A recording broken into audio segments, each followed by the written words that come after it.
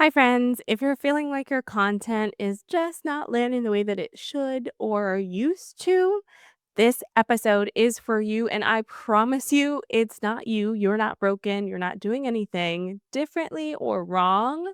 The internet has just changed. So let's talk a little bit about what that means and how you can prepare for it here, now, and today. But first, a word from our sponsor.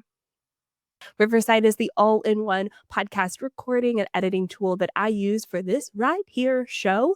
I use it to edit not only the audio and the video, it is like chef's kiss magical, making the entire process so easy. Plus, I love their magic AI clips. Their little AI robot in the background pulls out the most impactful moments of the episodes without me having to comb through and do it myself, resizes them for social media. So those vertical videos you see on TikTok and Reels, those all come from Magic AI inside of Riverside. It's literally one click. It spits out 10 clips.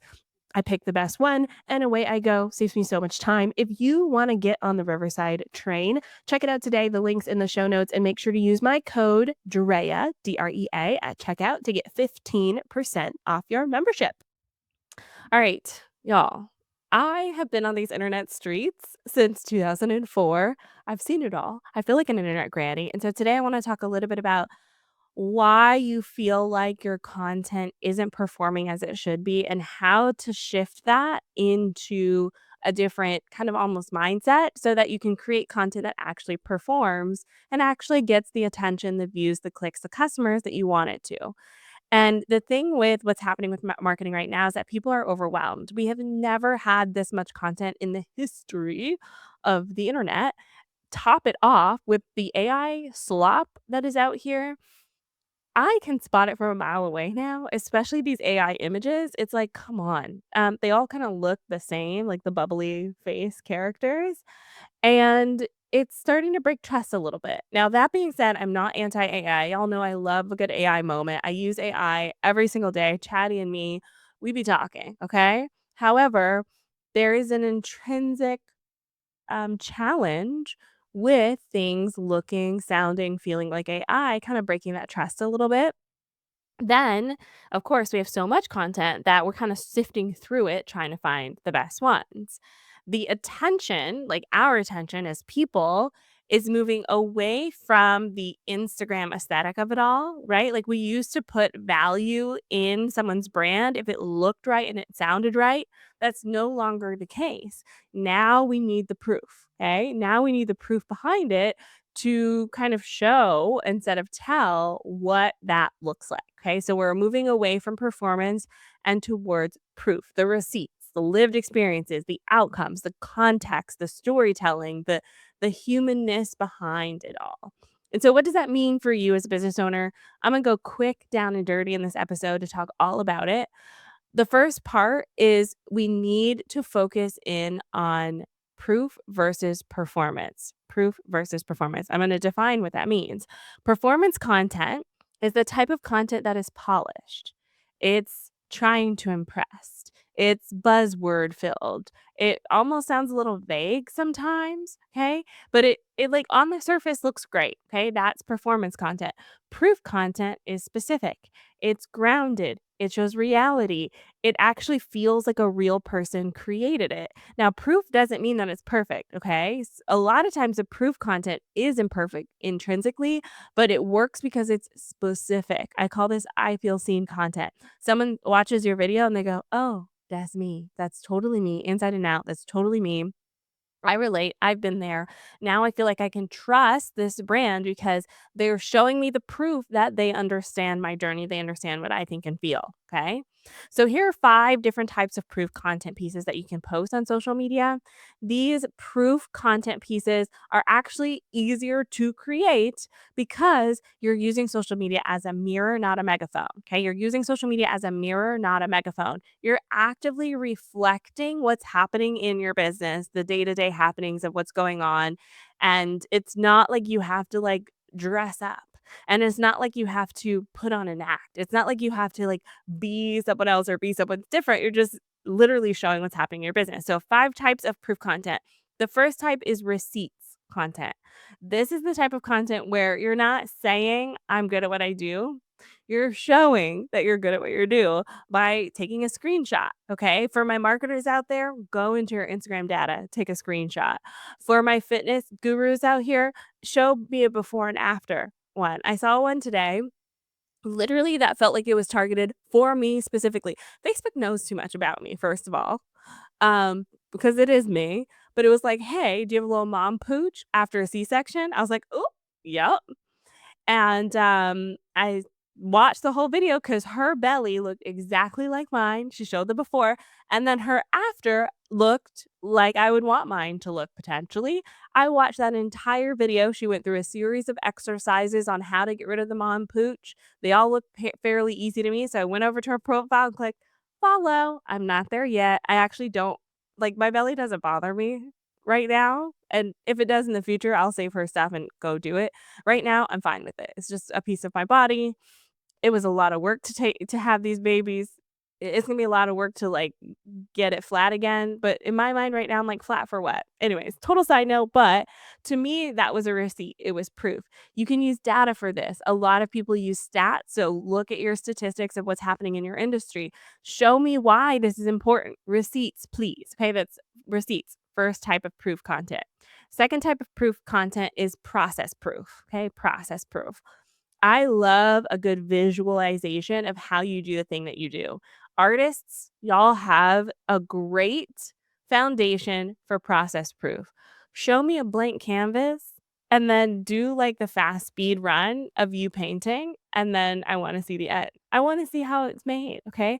I also love when coffee shops do this. Give me an empty cup. Show me how you put the beans in the thing and then you squish them down and then you make it espresso and then show me the coffee coming out and then you add the foam. I wanna see the whole thing, okay? That's process proof content. I might also have been loving thrifting content lately. I don't wanna just see your haul, okay?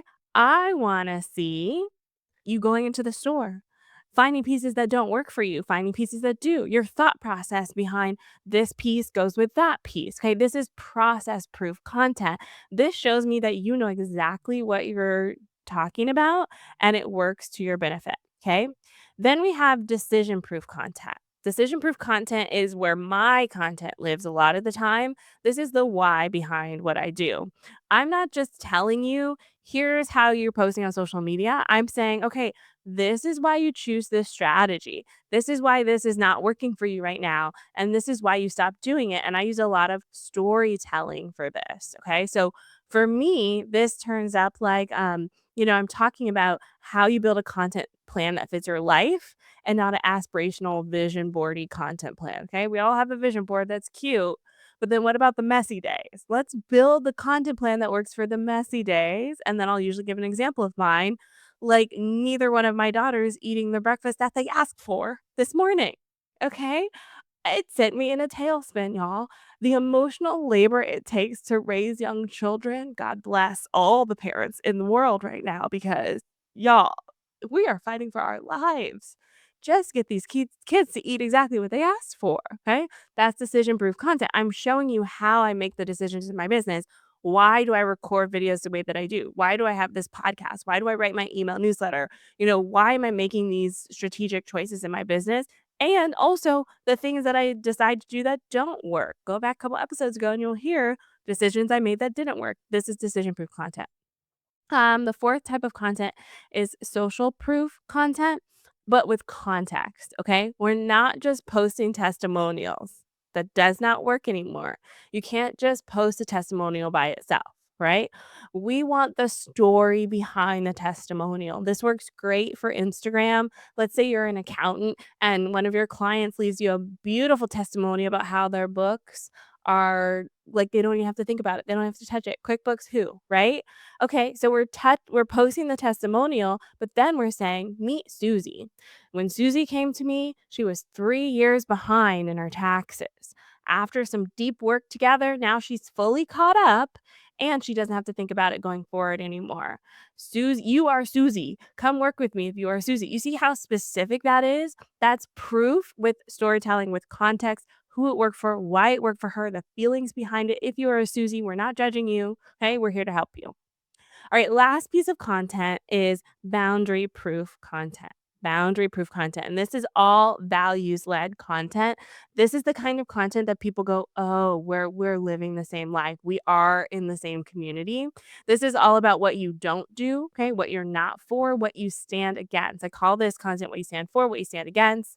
We want to build trust and call in our people with a boundary proof content. Mine, for instance, I talk a lot about my kids because they changed my freaking life, y'all. They changed my life for better or for worse. They changed my life, mostly for better. I teach marketing differently now because I have kids. My audience has grown now, my community now, with more people who have kids. And the people who are in my community who have kids, some of y'all, even with older kids, you're like, see, I told you. I told you things would change. For me, that's a boundary. I don't work weekends. I am not instantly available. I have times that I check in with social media and times that I intentionally don't. I'm very boundaried in that way. And the people who agree with that come into me. The people who want instant availability, there are other people out here in the world who you can follow and they'll probably teach that too. If that's not for you, you know who to come to, okay? And I think this is so important, these 5 types of proof content: receipts, proof, decision, social proof with content, and boundary proof content. This is so important, especially for anyone who's selling something that requires trust. Okay. I'm talking service providers, I'm talking coaches, like online creators, local businesses. If you sell physical products, digital products, all of you require a high level of trust when it comes to people purchasing your things, especially when you're using digital marketing as a tool to do that.